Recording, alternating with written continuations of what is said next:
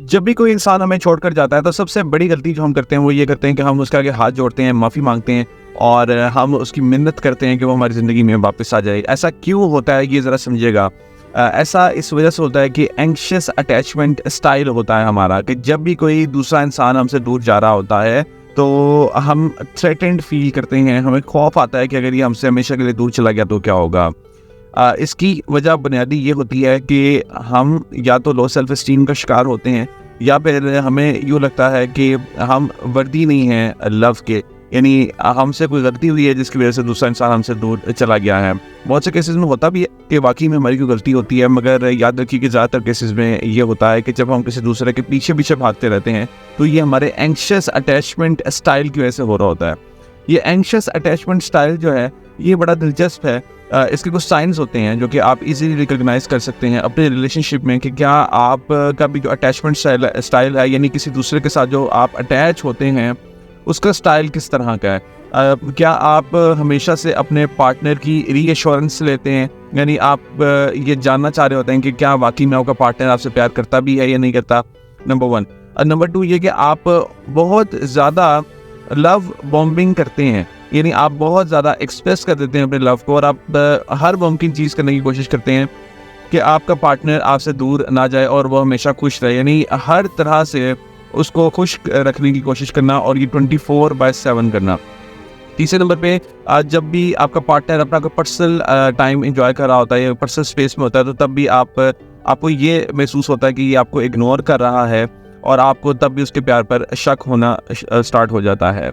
और एक और सबसे बड़ी यहाँ पे जो साइन है, सिम्टम है, वो एंग्शियस अटैचमेंट स्टाइल का ये होता है कि आपका पार्टनर आपको यूँ महसूस होता है कि आप जितना प्यार करते हैं उससे अब वो आपसे उतना प्यार नहीं करता। और ख़ास तौर पे अगर कोई भी कंफ्लिक्ट हो जाए, कोई भी आर्ग्यूमेंट हो जाए आप दोनों के दरमियान, तो अगर आपका एंग्शियस अटैचमेंट स्टाइल होगा तो आपका पार्टनर की चाहे जितनी भी बड़ी गलती क्यों ना हो, आपकी हमेशा से कोशिश होगी कि आपने फ़ौरन से सिचुएशन को ठीक कर लेना है। आपकी फ़ौरन से कोशिश होगी कि आप अगर गलती उसकी भी है तो आप माफ़ी मांग लेंगे, यानी आप हर तरह से ठीक करने की कोशिश करेंगे। और इससे नेगेटिव इम्पैक्ट रिलेशनशिप पे ये पड़ता है कि फिर आपका पार्टनर आपको कमज़ोर समझना स्टार्ट कर देता है, उसको पता चल जाता है कि ये इसका तो मसला है, इसको तो एंग्शियस अटैचमेंट स्टाइल है इसका। सो जब वो ये रिकग्नाइज़ कर लेता है तो वो एक तो जब आप माफ़ी मांगते हैं, दूसरे से सॉरी करते हैं कि जी ये गलती मेरे से हो गई, वो गलती मेरे से हो गई। अब ऐसा तो नहीं पॉसिबल कि अगर आपका 20 साल का रिलेशन है या 10 साल का रिलेशन है या 5 साल का रिलेशन है, तो जितने भी सालों का रिलेशन है, अगर हर दफ़ा आपकी इससे गलती हो रही है, बहुत सी टाइम ऐसा भी होता है कि हमारे पार्टनर की तरफ से भी गलती हो रही होती है, मगर हर दफ़ा आप भी उससे माफ़ी मांगते हैं, उसकी तरफ से भी एफर्ट आपको नज़र नहीं आती, तो ऐसा इस वजह से हो रहा होता है कि आपका एंग्शियस अटैचमेंट स्टाइल होता है, यानी आप एंग्शियसली दूसरे के साथ अटैच होते हैं। इसमें एंग्जाइटी का एक फैक्टर होता है, आपको फियर होता है कि कोई दूसरा हमें छोड़कर चला ना जाए, और जब वो जाने की कोशिश करता है तो आपको ये फियर होता है कि आपने बस अब इसको जाने नहीं देना और आपने इसको हर चीज़ को कंट्रोल करने की कोशिश करनी है। और इसी वजह से फिर स्टैमिंग भी होती है, इसी वजह से कॉल्स भी बहुत ज़्यादा जाई जाती हैं, इसी वजह से मैसेजेस भी बहुत ज़्यादा किए जाते हैं, यानी बहुत ही ज़्यादा आपकी तरफ से कांटेक्ट किया जाता है और ओवरली यानी ऑब्सेशन की हद तक चीज़ों को किया जाता है। सो एंग्शियस अटैचमेंट स्टाइल अगर आपका है और आपने इसको रिकग्नाइज कर लिया है कि आपके रिलेशनशिप में बहुत ज़्यादा आप एंग्शियसली दूसरे बंदे के साथ अटैच्ड हैं, तो सबसे पहले तो यहाँ पर आपको ये फील करना चाहिए, महसूस करना चाहिए कि आपका ये मसला है और आपने इस मसले को ठीक करना है। और सबसे पहले तो प्रॉब्लम को रिकग्नाइज करना। दूसरे नंबर पे यहाँ पर आपने बाउंड्री सेट करने की तरफ जाना है, यानी हर वक्त आपने दूसरे को मनाते नहीं रहना, यानी कुछ ऐसा टाइम भी होना चाहिए, कुछ ऐसी अगर कोई गलती हुई है, दूसरे से कोई कन्फ्लिक्ट हुआ है जिसमें आपको लगता है कि दूसरे की तरफ से बहुत ही ज़्यादा यहाँ पर बाउंड्री को क्रॉस किया गया है, दूसरे की बहुत बड़ी गलती है,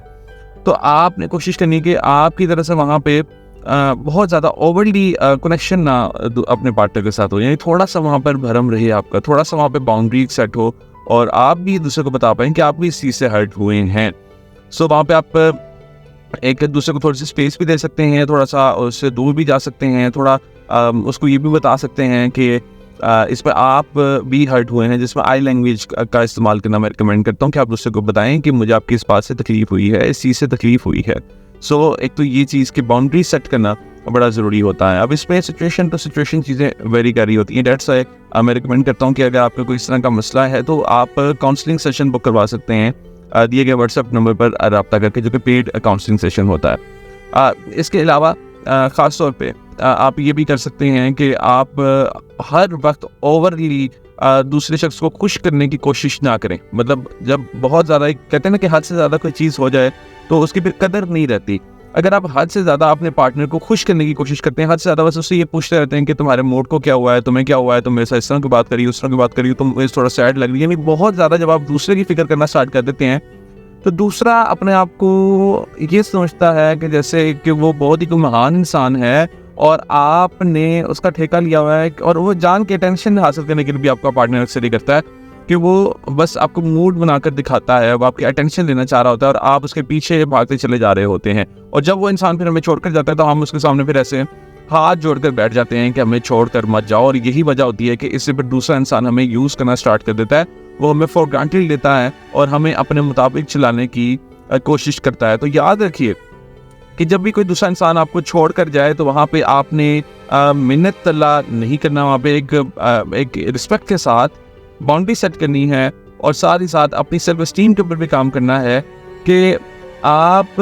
अगर आपको ये फील हो रहा है, महसूस हो रहा है, जो कि आप मेरे साथ रब्ता करके पर्सनल लेवल पे डिस्कस भी कर सकते हैं और मैं भी इसमें आपको गाइड कर सकता हूँ कि अगर आपको महसूस हो रहा है कि इस दफ़ा दूसरे की गलती है और इस वाकई में बाउंड्रीज हद से ज़्यादा क्रॉस हो गई हैं और काफ़ी अरसे से हो रही हैं कि आप भी बनाते जा रहे हो, दूसरा पहल नहीं करता, तो आप मेरे साथ डिस्कस कर सकते हैं और इसमें फिर हम कोई इसका सोल्यूशन चॉक आउट कर सकते हैं। सो याद रखिए कि आपने बाउंड्री सेट करनी है, दूसरे के पीछे नहीं भागना। अगर आप बहुत ज़्यादा भाग रहे हैं, ओवरली भाग रहे हैं तो दूसरा इंसान आपको लाजमी छोड़ के चला जाएगा और आप उसके लिए अनअट्रैक्टिव हो जाएंगे।